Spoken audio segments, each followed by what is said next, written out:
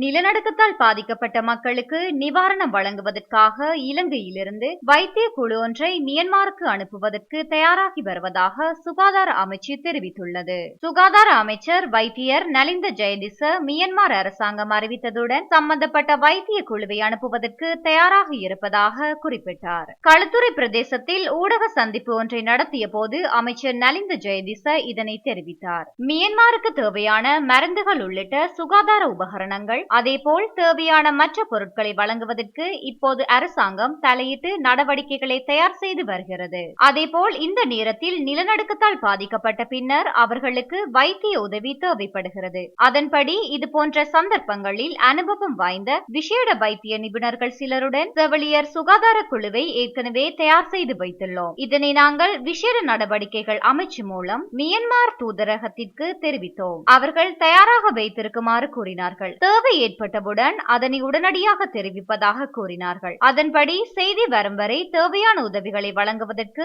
எதிர்பார்த்து காத்திருக்கின்றோம் என்றார்.